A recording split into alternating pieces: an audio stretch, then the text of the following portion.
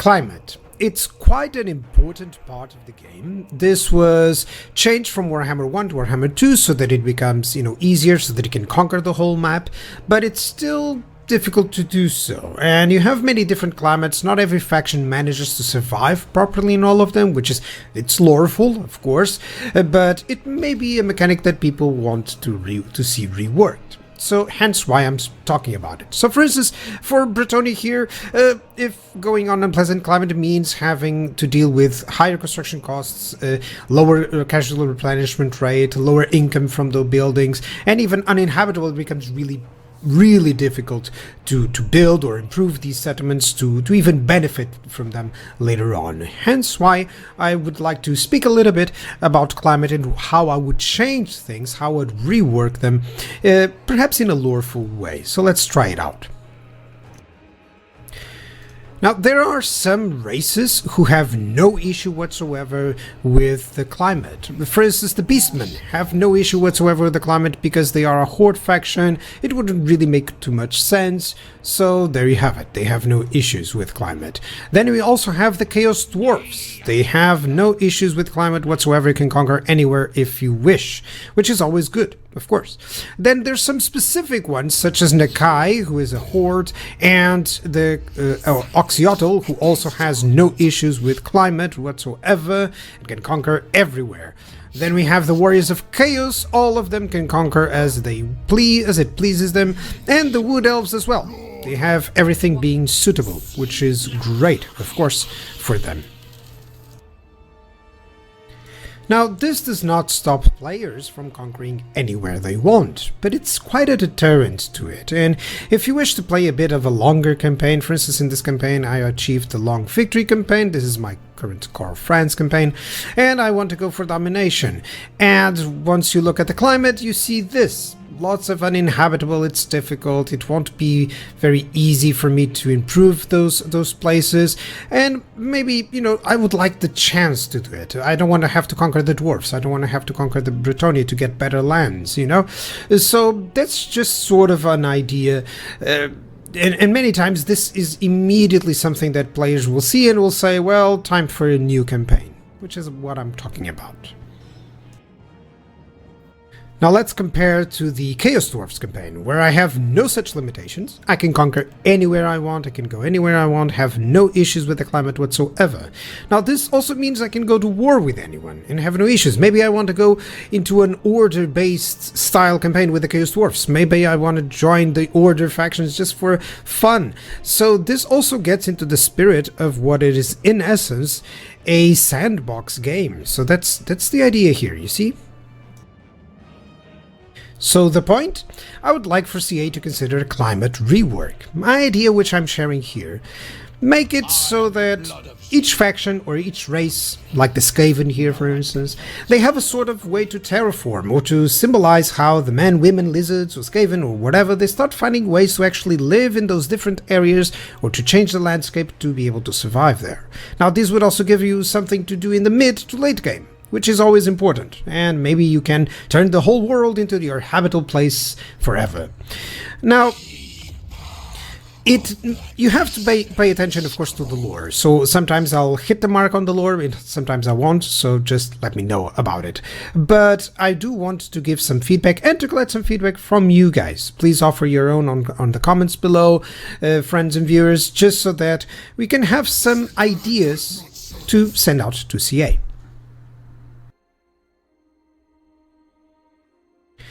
Let's start with Brettonia. Similarly to how they have a blessing of the lady when they have many victories in battle, so perhaps you could have missions or quests, and then the lady would bless the lands that you conquer, which would in turn make, the provinces or just a settlement into more habitable terrain. Maybe you could convert the whole province. Maybe you could convert just one settlement.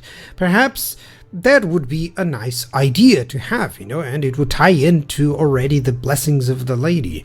Now, you can also have this maybe in the vows. Perhaps achieving the Grail vow, the rewards would be that you could convert one settlement to habitable or to at least unpleasant, so that you can continue to fight and to have some benefits well into the late game with those newly acquired settlements.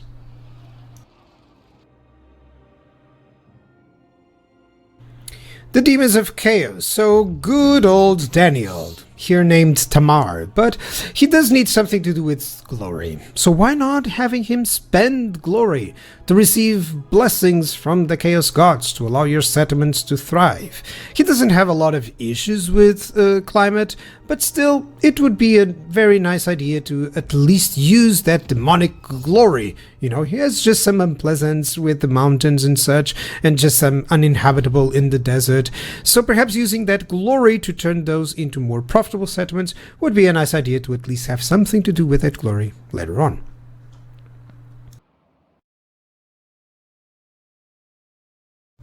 As for the Dark Elves, I believe the easiest way would be to tie this to the slaves mechanic, and perhaps you fight a battle on a settlement, you conquer the settlement, and then you have the choice. You can occupy it normally, or you can occupy it with reduced control, with more corruption penalties or something like that. But it could allow you a bit more flexibility in your conquests, like you would inhabit it by the natural creatures of that environment, now enslaved of that settlement, of course. So that idea could give you that flexibility, especially Lokir in the mountains. He's crazy, has uninhabitable. And the climate, it's not really that bad, but as soon as you reach the mountains in the desert, that's where I would love that option. The good old dwarves. So technology, it's always the first thing that comes to mind, because it's really big, really a big tech tree, and it doesn't have a lot of stuff. Sometimes it has some developments that don't make really that much sense when you get them, or when you can obtain them. So reworking this tech tree to allow you to benefit a little bit better from, unpleasant terrain or from uninhabitable terrain, I think that would be a good idea. Maybe to even turn the uninhabitable in unpleasant or the unpleasant in suitable, who knows, to give you a little bit more flexibility, more variety in the late game. Or you could even rely on buildings. Maybe you need to reach tier 5 on a capital building, or tier 3 on a minor settlement, to ignore the effects of the climate. That could be an idea as well. I still prefer the idea of being linked to the technology, so that you can, it can be reworked and you can use the technology for it.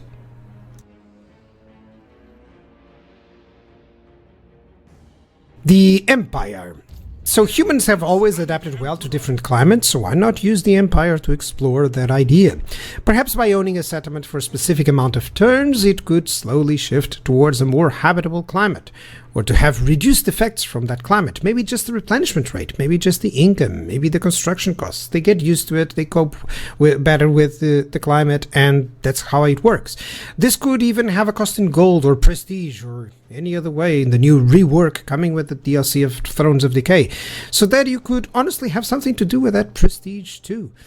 Now Marcus and Volkmar could have something tied to their own mechanics for it, just to avoid all this red and yellow that you see here,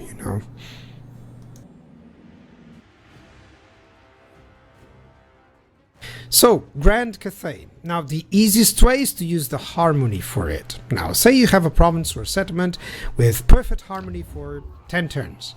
Maybe it starts having no issues with the climate type, or maybe just a few of them. Maybe the income, maybe the replenishment, maybe the control, okay? Or maybe you just go further into the yin or further into the yang, and then it counterbalances or denies those negative effects. That will make you spend just a little bit more time making sure your settlements and provinces are just the way you like it. Or maybe you can tie this to the woozing compass. Maybe with one direction or another, it reduces the effects of the uninhabitable or unpleasant settlements.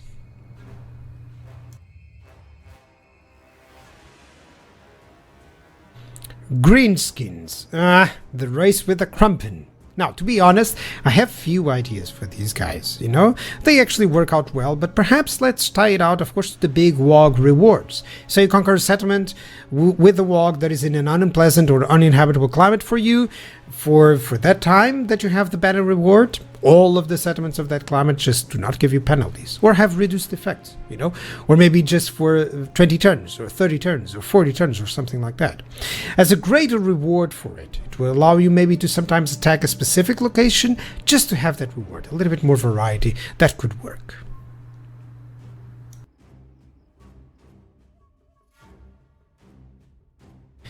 Okay, High Elves. I confess I don't have too many ideas here on what to do with the High Elves for this matter, but they do need it. They have a lot of unpleasant, a lot of uninhabitable terrain, so perhaps picking on the rights mechanic. Maybe you could have one to offer you the chance to turn one of your settlements or provinces to a more habitable terrain, or to deny the effects of uninhabitable or unpleasant climates, or specific climates like frozen, for instance, into more hospitable. Who knows? You know, that sort of idea would be great, and especially because Ulthuan has its own uninhabitable locations, which is kind of, I really would love for this all to be green. So I know it's lawful, I know, but still I would love to see some improvements, maybe tie them to the rights.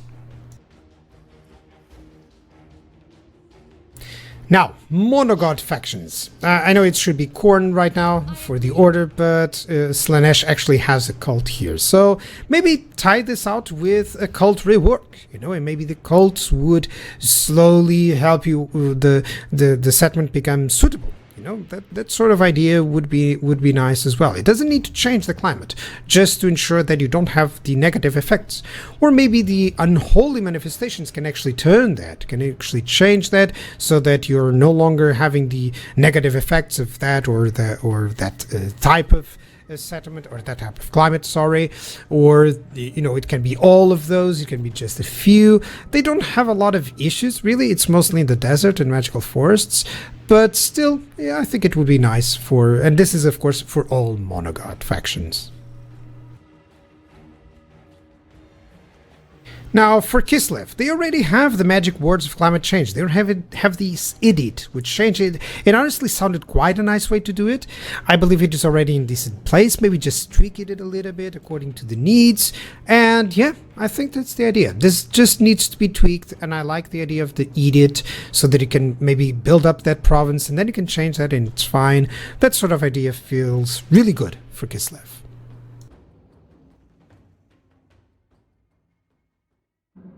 For the Lizardman, it's very easy. Tie it to the geomantic web. Once you have like strength 4 or 5, maybe that would reduce the negative effects from unpleasant or uninhabitable climate, and this would further strengthen the need for the web, and to give you something to look forward when conquering large portions of the map that are unpleasant or uninhabitable, because, you know, that you will build up, and then suddenly those places become much better for you, they produce better, and overall it will allow you to have a little bit of rework also on the geomantic web.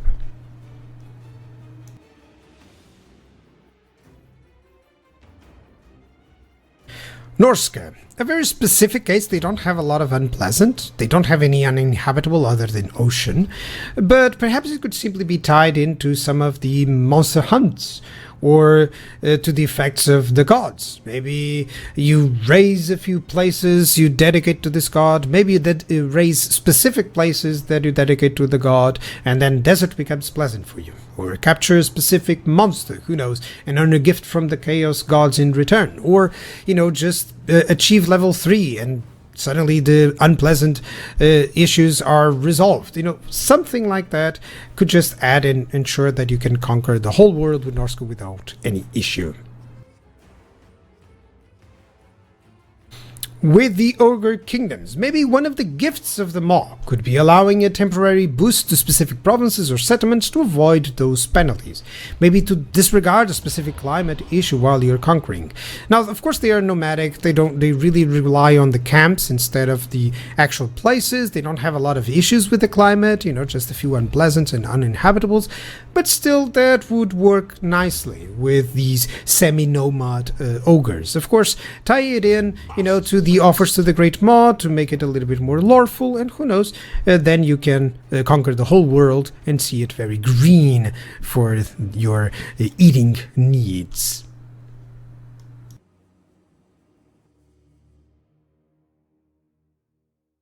Skaven. Very simple, very straightforward. Undercities. Pick on the undercities, improve them a little bit, make them slowly turn the climate from within, corrupting the lands to the point they are completely suitable for your race.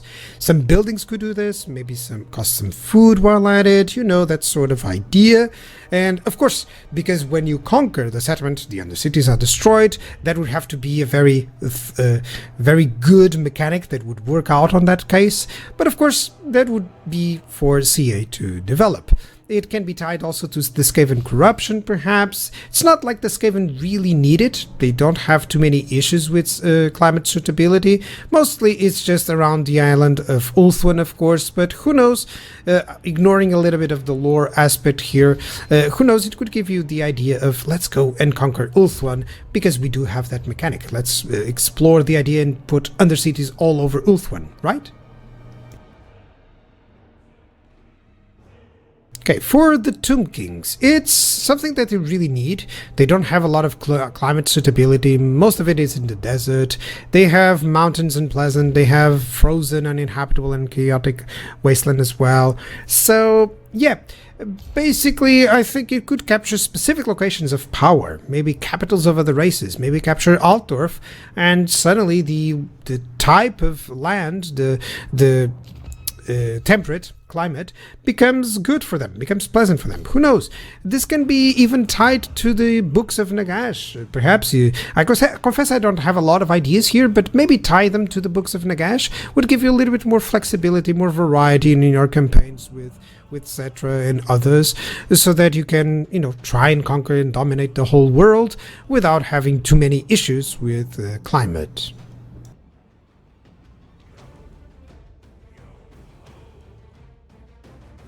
Now, let me tie all the vampires, vampire coast, vampire counts together, and let's use the vampiric corruption for this. Why not? Maybe once it reaches 100 vampiric corruption, the settlement or province slowly turns the place better for your own race, and then it will help out that you actually build the buildings that improve that, So certainly it will help Manfred. They do have a lot of uninhabitable climates and unpleasant climates. And overall, just the construction costs, the income costs, those always hurt, so that you don't have, an easier time just dominating the whole map. And I've done a campaign with Manfred. It's really difficult on the north or in the south because of the southern chaos wastes as well. So overall, it would just improve the idea that you can just increase the suitability of the climate and help you out into maybe dominating the whole map with the vampires. And there we go. Some decision making to have players explore the world and try to combat those climates that prevent that sometimes, and maybe in a loreful way, apologies if I wasn't, of course, but maybe in a loreful way try to ignore those negative climates and with a choice on how to deal with those. So I hope you guys enjoyed these suggestions. Let me know your opinions, of course. Maybe you agree, maybe you disagree, or you have even better ideas than mine. Share away. That is the purpose of this. Thank you very much for watching, guys. I'll see you guys on the next video. Bye-bye.